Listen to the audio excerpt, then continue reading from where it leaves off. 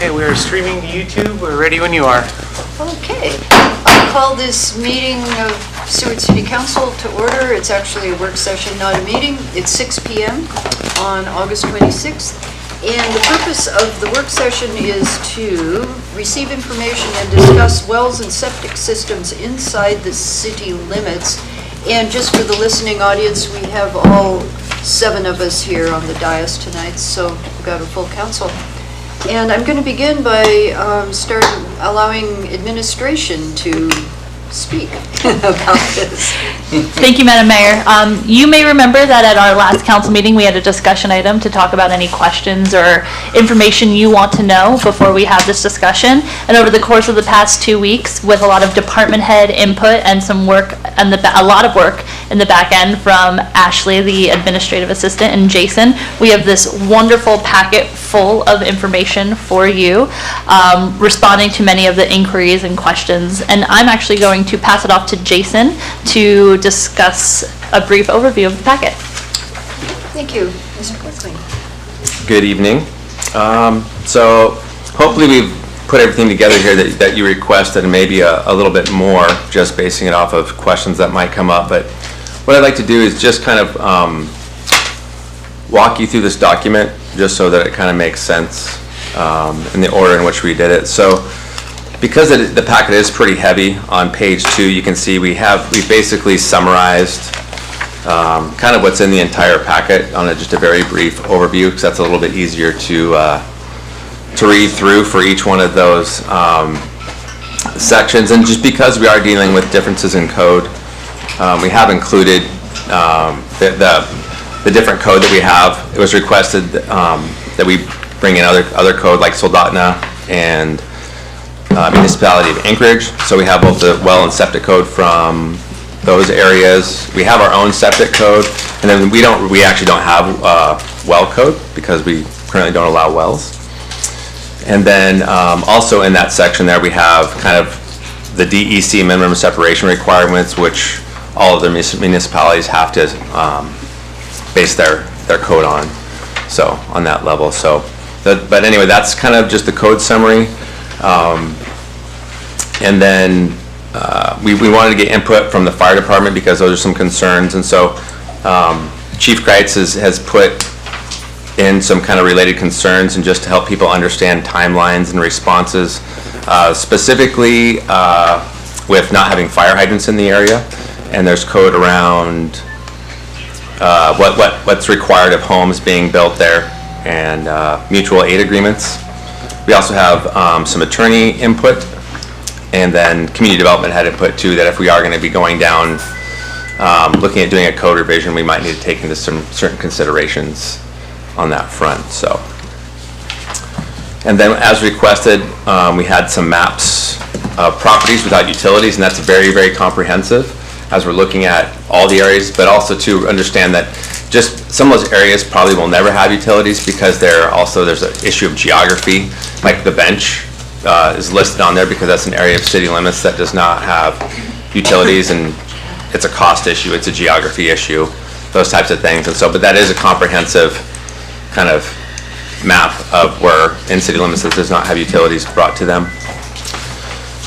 And then, although this is kind of like an all-comprehensive city issue that we're looking at, that doesn't include just forest acres, but we realize that probably the largest area and kind of the major one of concern is that forest acres area. So within that, we've included the forest acres assessment district map, because there was an application from the residents out there, and just to understand, that was, I think, about 2 years ago when that took place. And then with that, when we did that feasibility study and kind of, they looked at the cost of bringing those utilities in, which is important if we're looking at wells and septics, because even if council decide to allow wells, some of those areas also still require electricity and improved roads, and which would still need to be paid for, because you can't bring in public works vehicles on unimproved roads or fire department vehicles on unimproved roads. And so I did include those costs in there as well. And then some of those in forest acres do have a plat restriction, and so we put the information in there about how those people could get that removed that plat restriction removed if they wanted to go ahead and do septics. And then there's just some kind of heavy documents and appendix documents in the back there if you want to read the long form of some of that stuff. So, but we try to include everything that's in there. I'm happy to give any more summary detail. We do have both Doug and Chief Greitz here to answer any questions. So. Okay, well, we certainly appreciate the 115 pages of information we received.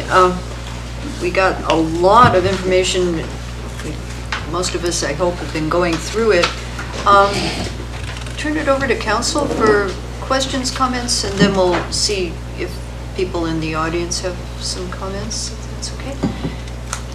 Councilmember West? Thank you, Mayor. I know that we had worked on this prior after the feasibility study, and can you remind me what the solution that we actually offered those property owners I think it was last year? Yeah. So it kind of came around twice, but the solution and the way it works in city code is that you'd form like an improvement district, and the city would basically gives a value of how much it would bring to the complete utilities for that. Mm-hmm. And this was brought before you guys, and so it was the costs were given for roads, electric, water, and sewer. And then the way that would work if they chose to go through with the improvement district is that the city would get those improvements in, and then those costs would be assessed to those lots on.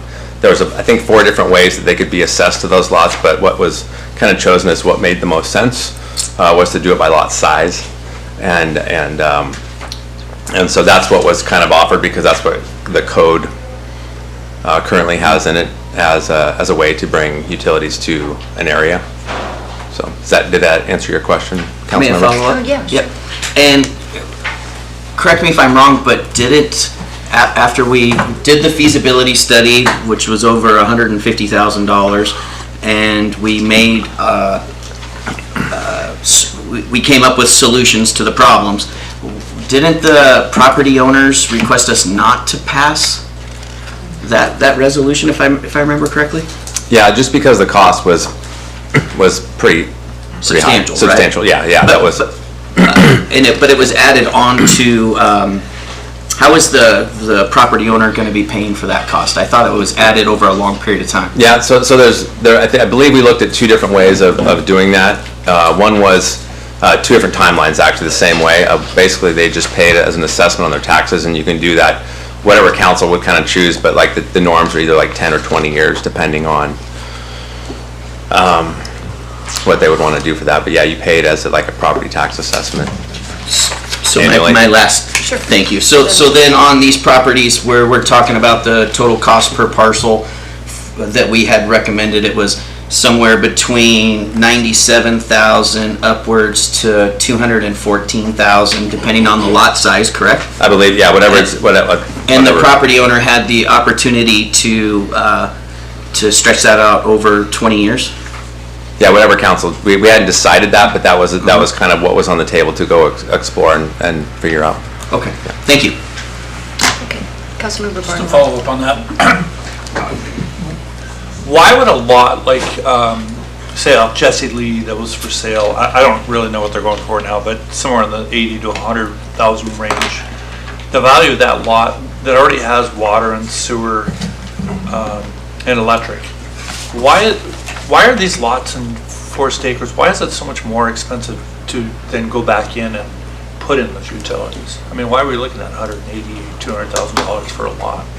Well, I think just the cost of utility installation has increased pretty significantly over the years.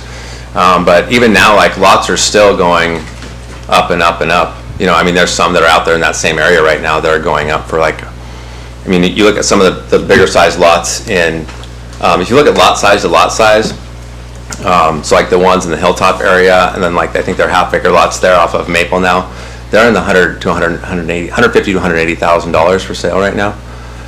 So those ones that when you're looking at $90,000 or $100,000, those are pretty small lots. When you're looking at the ones that are outside there, we're looking at acre and half-acre lots, which are fairly large. Okay. And the hilltop ones are the new ones up there above Gateway, the one that they're doing, are they in similar size, or They're much smaller. The larger ones, I don't know off the top of my head. There are a couple that are larger in there, but they're not half acres. But they're like for 150, for less than half acre. But there's some other lots that just opened up that are for 180 for half acre. Wow. I'm a little behind the times. Just another question. Would cisterns, obviously, cisterns or I can't remember what the type of portable outhouse they're using now that are breakdown or they're organic, so you're not actually having a septic field. Could that happen there, or is that at this point not? Well, currently code does allow them to put septic systems in that area.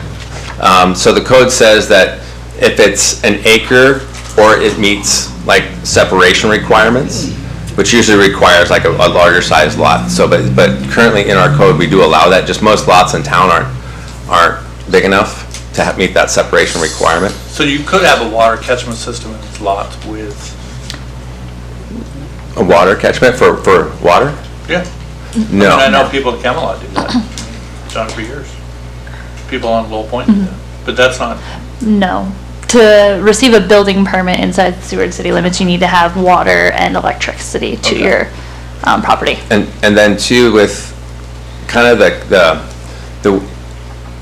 since you guys are exploring this, one of the options is if you guys chose that for us to change the code so that that there's no fire hydrants, but you cannot run. We require in-home sprinkler systems. Yeah. You can't run an in-home sprinkler system off of catchment.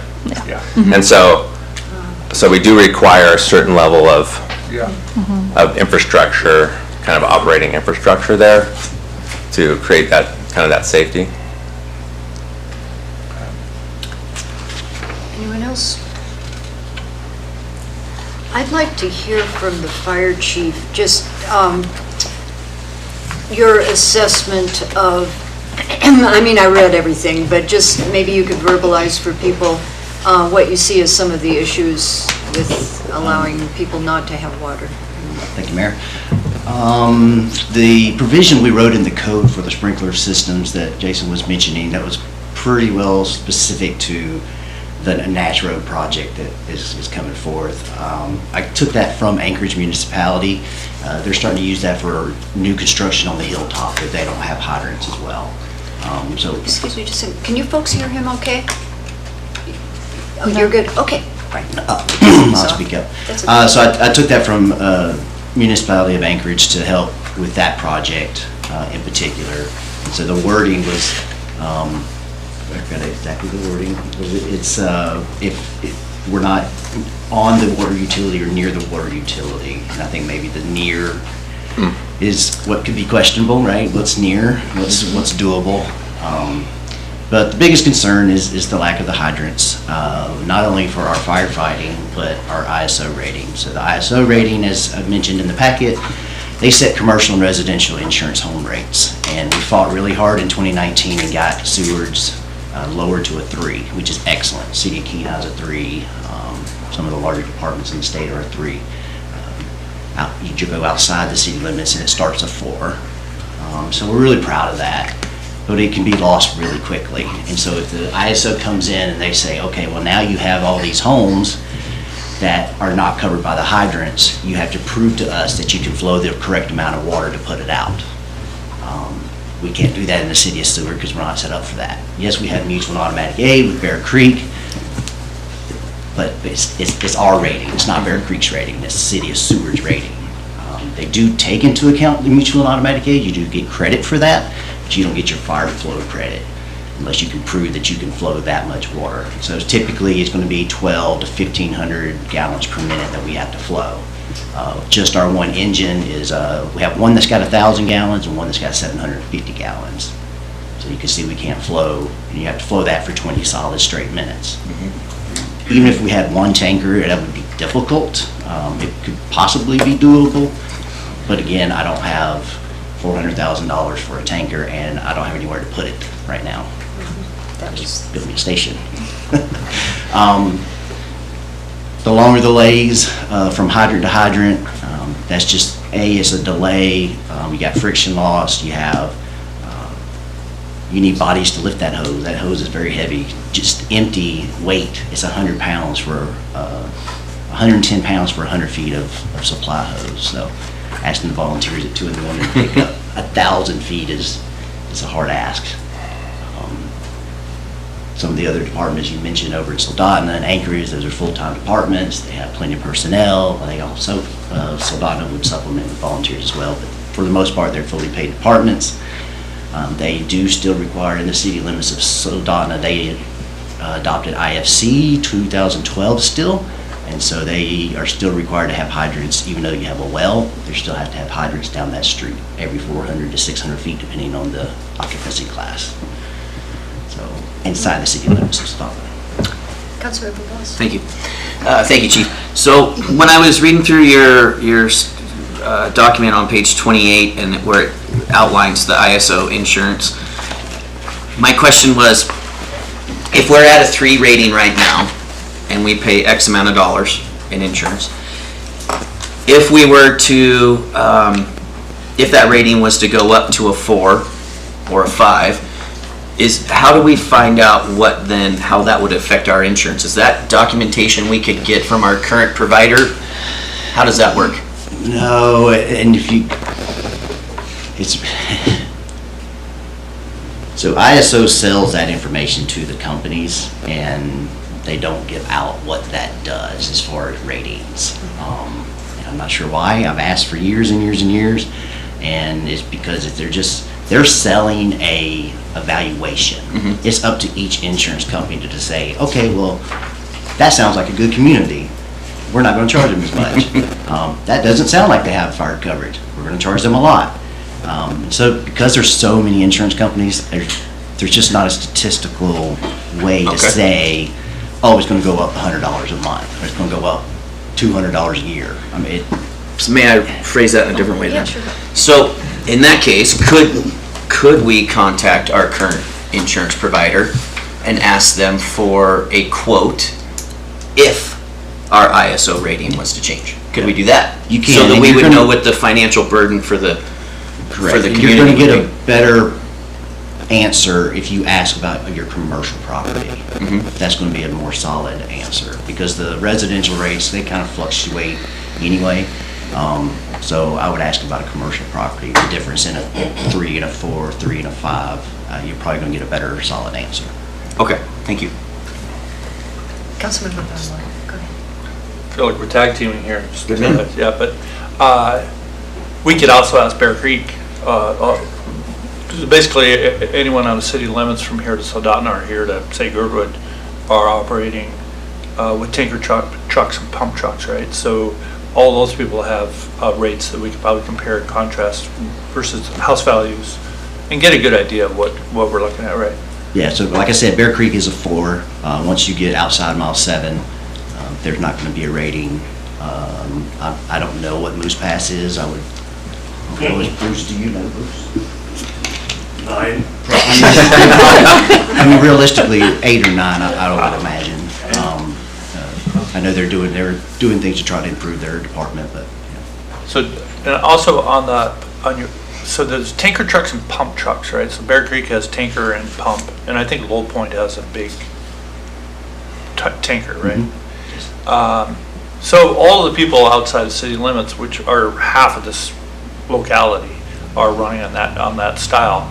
And the other thing is that you have Jab Creek running right there. Quite a bit of water access. So basically, is it the pump truck that goes down to the water source and just does haul backs on water to the tankers? and when you're talking about tanker trucks and outside the city limits, we also don't have the commercial infrastructure outside the city that we do here. We have the industries, we have a lot more commercial, higher threat levels, higher hazards. So that's why it's really important for us as a city to have hydrants and not to be dependent on tankers.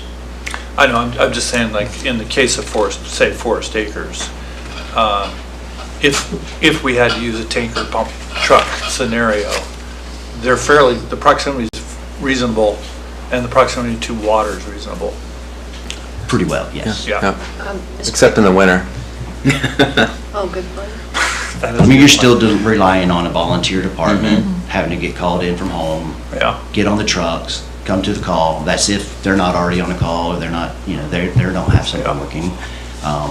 So yeah, we've estimated, I'd say Forest Acres, a house fire, we could probably have them there within 8 to 12 minutes. I think would be about the quickest. I mean, that would be great, I think, if you could get them there in 8 to 12 minutes. And if you read through the package, you can see Yep. where you're at 8 minutes. on a Gone. House fire. It'll be gone. Yeah. And then now you're starting to worry about exposures. Right now, you've got this house burning with all these trees, and now we're spreading from either house to house or from trees into the forest to another house. So the water supply is just very critical for us. Sorry, can I just drill that a little more? So the whole hillside of Anchorage doesn't have hydrants, right? Most of the hillside does not. So, and those are $1 million, $2 million, $3 million homes. I just, And that's why it doesn't seem that onerous on some levels. I mean, there's so much of Alaska deals with this. I don't know. And so the stations that cover hillside, if you'll notice, when you're going, if you'll go by the stations that are next to the hillside, there's four of them. They all have tankers for that reason. But that's also why they did this code for the sprinkler revision, so that no more new construction would be constructed without the sprinklers. Yes. Thanks, Mr. Mayor. On that subject with the sprinklers, if that were a requirement, that we did that, obviously that can help the home itself for a period of time. May not solve all of it. Do we know, and I apologize if it's in here and I missed it, but do we know if that would affect our rating? If that was a requirement, would then we still see our rating? Yeah, it wouldn't Increase. affect our evaluation. They won't give you credit for that. It's unfortunate, but it's strictly on water supply. They evaluate everything from the water tank itself, the delivery system, the piping, the whole, I think it was 40 points, if I'm not right, if I'm mistaken, just for your water delivery system. So unfortunately, no, we wouldn't get credit for that. You might get credit on your insurance. That would be another question to ask your insurance company is, would you get it? Well, the individual homeowner. Right. Obviously, because that's an issue for them is fire protection, so. So, how many properties would we be talking about potentially opting, if we opened this up, do we have a number, I know that's probably in here, how many that would go for a septic and a well? And then the question is, how many of them, I mean, is it like, if there were just 2 people that wanted to do this, does that still affect potentially affect everybody in town, their fire insurance rates? Or is it like if there's 50 of them, and, I mean, does that? It's all based on, they're gonna randomly pull addresses, and they're gonna say, you need to prove that you can flow this much water. It's just that. And so you have to be, we say 500 feet for our hydrants because that's the IFC code. Their ISO is actually 1,000 feet, so you can get away with a hydrant every 1,000 feet per ISO. And so they're gonna say, okay, 1716 Phoenix Road, you need to show me the closest hydrant and how much water you can flow through it. Because if that hydrant only flows 500 gallons a minute, you don't get credit. And so it's gonna drop your So it's points. just a matter of size and distance. Yeah, Councilmember Finch. I'd like to see this get in motion and not a lack of a tanker truck.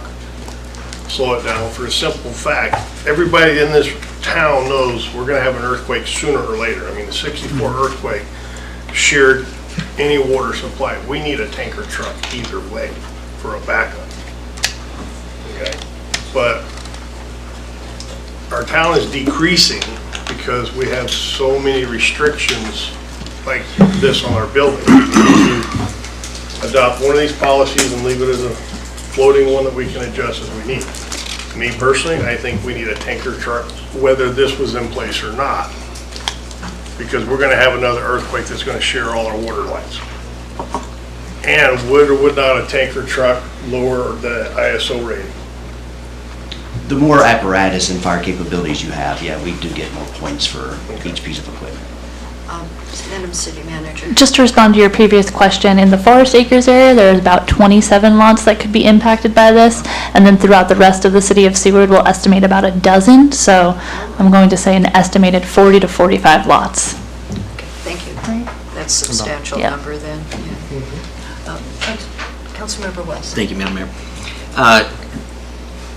Excuse me, to administration, do we have any idea, since we're a non-disclosure state, about how much those properties sold for? Anybody? No, Okay. I do not. Any other questions from council? I would open it up to public here, if that's okay. Okay, is there anyone in the public that wants to speak or ask questions? Yeah, You want me to come up or go? you need to, yeah. I mean, it's just, we can hear you better, and then also your name, if you don't mind. And Same name as last time? same one, I know, it's for the record, and inside or outside city limits. Inside, Kevin Quitzberg. Okay. On the Anchorage code, if you look on page 13, 15.55.055 Part D, after you jump through all the hoops, it says shall issue. So I thought that was kind of interesting. So a well is going to cost you about $8,000 to complete. The quote in the paperwork was $25,000. My quote on a well was $4,500 plus the pump, the tank, the line, everything, so $8,000 total. My septic, which was approved by the city and is installed, was $11,000 by a state-approved installer. One thing about the cost of the special assessment district is going to be attached as a lien to the property.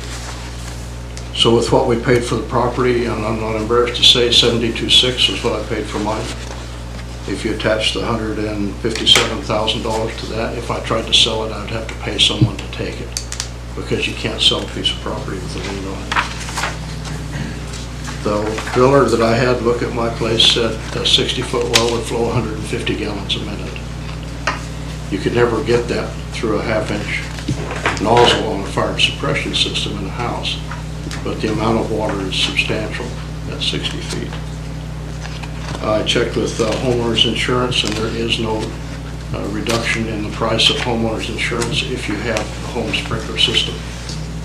And I think that they've run the numbers on water damage from frozen pipes versus the likelihood of fire and found that it's about a wash.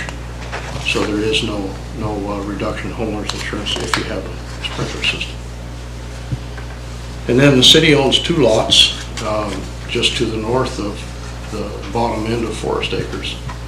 And if they wanted to, the city could put a main across Dickgraff and put a fire suppression or a fire hydrant on the corner of Dickgraff and Maple Street. And at one point in time, about 15 years ago, there was money in the budget in Seward to pave Maple Street and to put streetlights in, which would have brought power to several of those lots. I did have the city install power on our lot, a little over $22,000 to have that done. So altogether, with the dirt work I had done, the trees cleared, brought to grade, I'm 8,500 into that, 11K into the septic tank, 22 and change into the power from the city, which the city put in, approved and put in. So any other questions, I'd be happy to try and answer if you have any. Okay, thank you. Okay. Anyone else in the public to come up and speak? We kind of know who you all are. Yeah. Mayor McClure? Oh, yes. Would you like me to run a timer for these comments? 3 or 5 minutes? Sure, let's do a 3-minute, I guess, because, thank you. I'll start with one question. Are we just talking about new lots, or would existing lots, that people already own with houses on them, with water to them already, would they be able to pound a well if they so choose? No. So any existing lots that are already currently attached to sewer systems would not be able to create a well. And then in the future, if water was ever brought to an area, depending on any code that we wrote, it would be recommended that you would have to plug into the water system as well. But that's all depending on code if it was directed by council. Thank you. That answered your question, okay. Anyone else? Yes, come on up.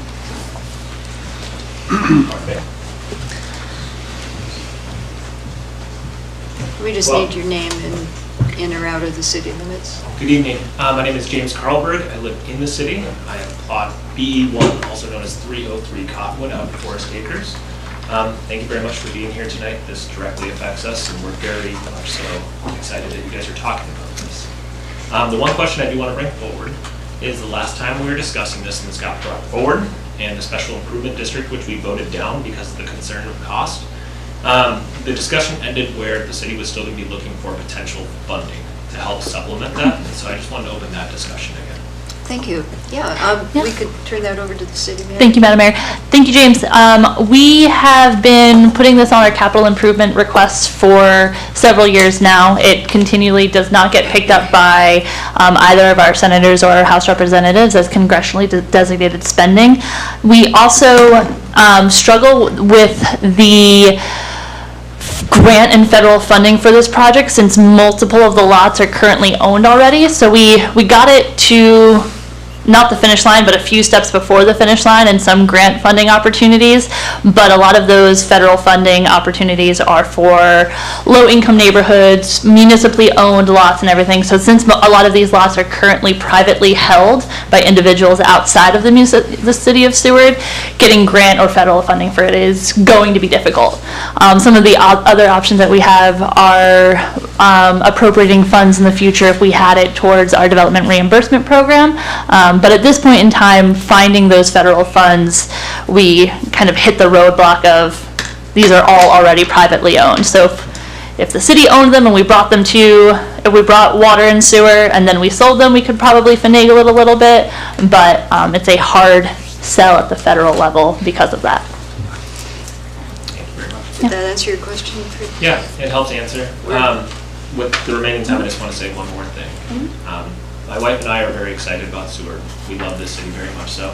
And we look forward to the opportunity of living here. And this plot of land for us represented our opportunity to get a foothold at a reasonable price. And with the utilities, it just is proving to be a difficult hurdle to get in. And like the last person that spoke, it just doesn't make financial sense for us to take on utilities if it's going to cost for us $100,000, even if it's over the course of 20 years. It just doesn't make sense. So we appreciate your continued interest in all of this, and we look forward to the opportunity of trying to live in Seward. Thank you very much. Thank you. We hear you. Anyone else? Yeah, come on, Bruce. Let's have Bruce put his hand up first. That's okay, Bruce. Oh, you go ahead, Bruce. You only get 3 minutes, so. Okay. Oh my gosh. Bruce Jaffa, outside the city limits. I really don't have a serious dog in this hunt. All the property we have in Seward is on utility systems, but I do have remote property, and I just recently spent $78,000 for a mound system on property I have in Healy. Very expensive. When we built our shop in Fairbanks in 2004, there was not city utilities on that particular lot. It was near Pegger Lake. It had a private water system around Pegger Lake, but the city, about that time, expanded services for both water and sewer. It increased the value of my property significantly. Even though there was a cost involved, there always is in utility upgrades. The benefit of dependable service, quality water, it's certainly worth it. And I understand, as the gentleman said, first-time or entry-level homeowners, they have a burden. And I think maybe the job of the city would be to help with that burden somehow or another, find opportunities for low-income loans, or as developers get a benefit for forward funding for their developments, something to that. Help the people get the services they need. Thank you. Thanks, Bruce.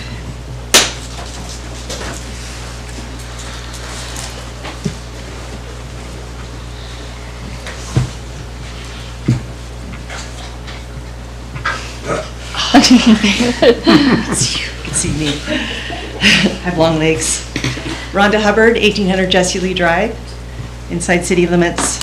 I have recently gotten on P&Z, and one of the reasons why I wanted to get on P&Z was my concern for the housing situation in Seward. It's dire.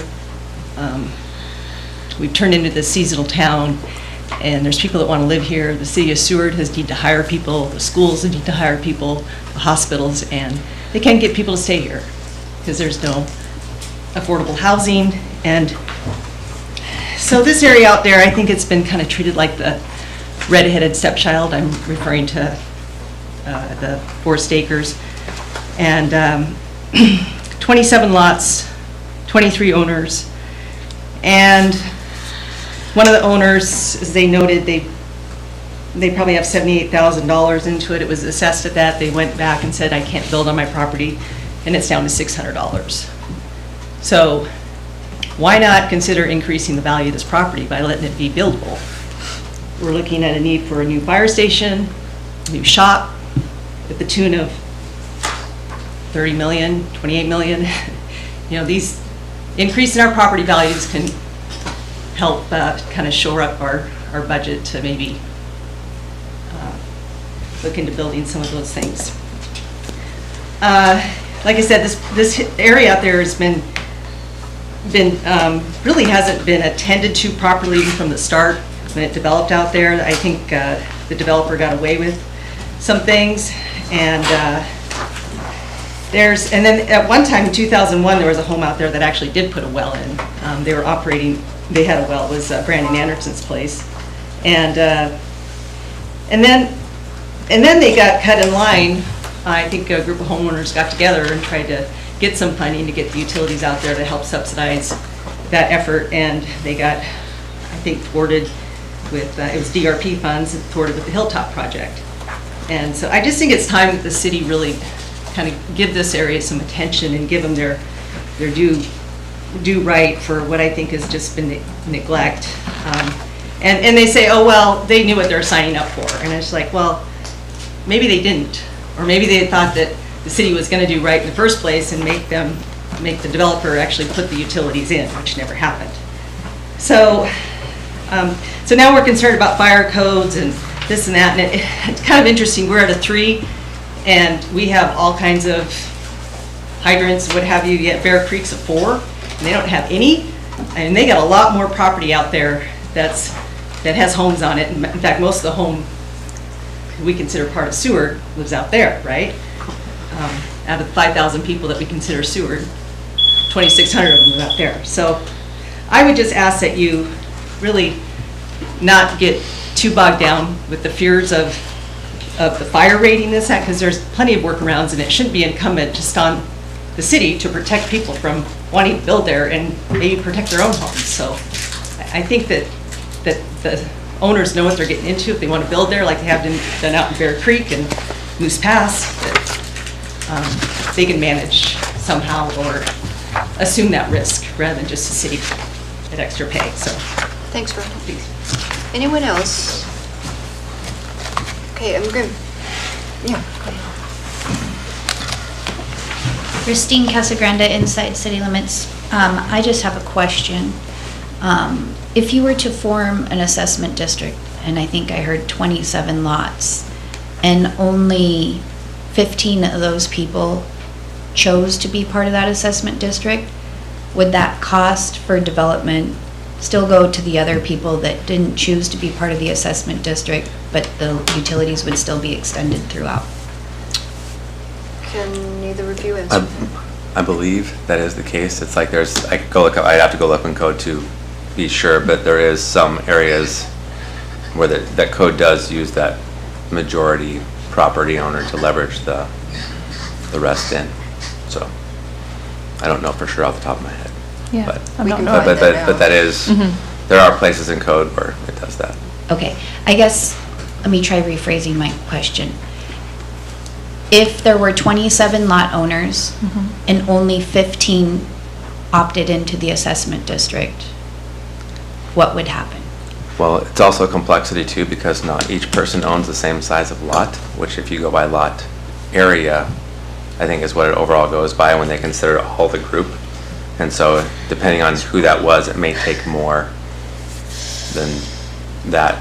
You have to get, I think, the majority of the area geographically to make that happen.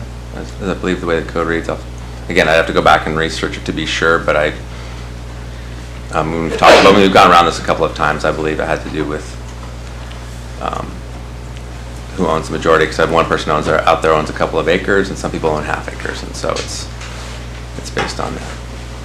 Okay, so just to make sure, I guess my question is, there was, I don't remember the number, maybe $135,000 to bring utilities within the assessment district, but is that assuming that every single lot owner is participating?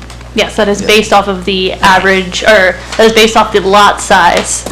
So it's divided up from the overall size, and then each person's allocated fee is based off of the size of their lots that they own in that area. And what they needed. And what they needed, yeah. Because some people, like Mr. Quitberg, already has a road, so that his lot would not be assessed for a road, where other people may be assessed for a road because there's not an improved road in front of their house. Okay, thank you. Okay. Anything else? Okay, I'm going to bring it back to council or administration. Yeah, Councilmember Calhoun. Thank you, Madam Mayor. So I guess one of the things I'd like to say, it seems like the biggest hurdle that we have right now is water. It's not sewer, it's not electric obviously needs to go out there, but, and roads. Is that? And roads, yes. And it looks like when we did our feasibility study, the cost of the water came to just under $1.5 million. And don't shoot me. If I remember reading in the subject of our next meeting, or one of the subjects, is we had a sales tax revenue overage of about $1.7 million. It seems that maybe we need to take a closer look as we get into this next budget cycle on that, on being able to help, if not, the whole thing. I'm not saying that, but at least be a partner in making some of this happen. Because if water is the main issue, even though the entire study we did was $3 million and change for water, sewer, all that kind of stuff. If water is the main driver right now, then I think maybe we need to concentrate on water and enough improved roads to make that happen, if that's our concern. If our concern is our ISO rating, which is tied to water apparently out there, then I think maybe we need to take a serious look at being a major driver in making this happen and reducing the cost liability to the people that own the properties out there. And then to realize it's not just Forest Acres. Yeah, that's. We have other properties up that are going to fall into the same thing, but I just think that as a city, we need to become more proactive on the financial end. And I realize, it's tough times. We'll see how the sales tax numbers come in this year. They should be up because prices are up. Also, our costs are up, so we'll see how that revenue flow goes. But I think we need to take a really hard look at being a good partner in helping make this happen, because those lots are not going to get developed at the cost of things today if we aren't part of that. If we aren't part of that, so that's just a thought that I have. Thank you. Vice Mayor. Thank you, Madam Mayor. I can fully agree with what Councilmember Calhoun is saying. The only thing I would like to bring up, though, is if we bring water to these lots, it has to go somewhere. Are they all going to be having septic tanks allowed on each and every one of them? And then, of course, road improvements. So that's just it, though. The water's got to go somewhere, so. Most of the lots out there, they would currently be available for septic system, but there are some areas in there where there would need to be coordination, just because of separation.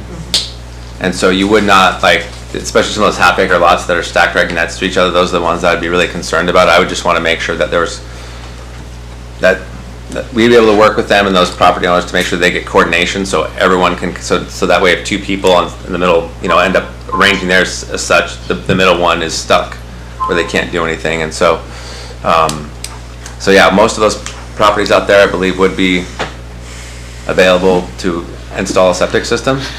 The 1 acre ones are not a problem, but it's the half acre ones, the .47s that are out there, .48s that would be an issue that would just require coordination.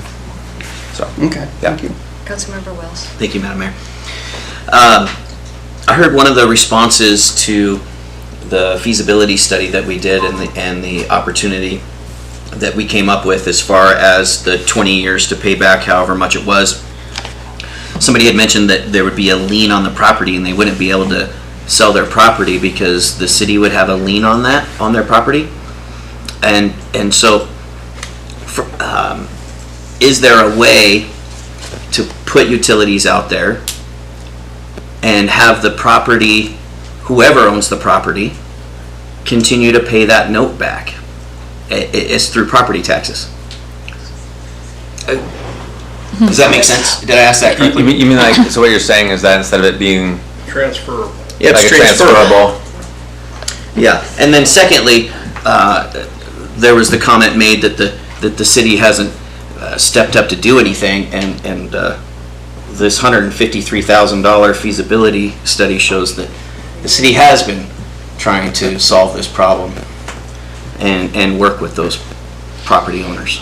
And I think that's important to note. Well, we're getting to almost quitting time here, and we're not making any action tonight, but we could make recommendations, requests, direction to administration if anybody has something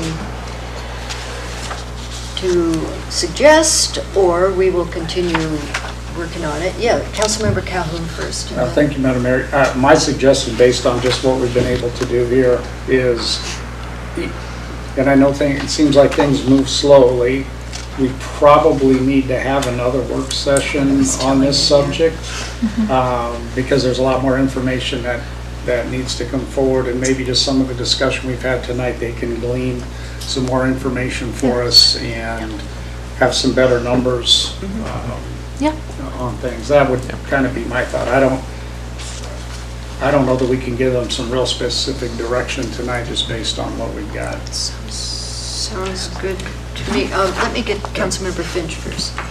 I agree with, thank you, Madam Mayor. I agree with Councilmember Calhoun about another work session. I'd like to see us focus on the Anchorage portion of this packet because it's the most detailed and specific out of the other ones, and we can fit that to our needs. Okay. Councilmember Barnwell. Yeah, I would just, going back to the city manager's idea of finding a grant or federal funding, maybe we could dig a little deeper and see if there's somehow, I think it's 2.3 million for water and roads as of what it was just 2 years ago. But maybe trying to, sorry, puts a lot on you guys, but just, just digging down and seeing if there's any options on part, at least part of that would help a lot. Yeah, I can 100% do that, and will assure you that we do consistently look for grants. But I would like to reiterate that because the lots are privately owned, it does put a big hurdle between us and finding federal funding for these. Yes, we can potentially we will continue to look for grant funding and federal funding for this, especially the road portion. But I don't want to put any false sense of hope by saying that, oh yeah, we'll go find grants, because we have been doing that for the past year. So. And then just follow up too on the Hilltop money coming back. Some of those lots are being sold. Are those earmarked yet, or is there a way to earmark those for this? They're just going back into the DRP fund. Okay. So council could then so choose when there's a certain amount of,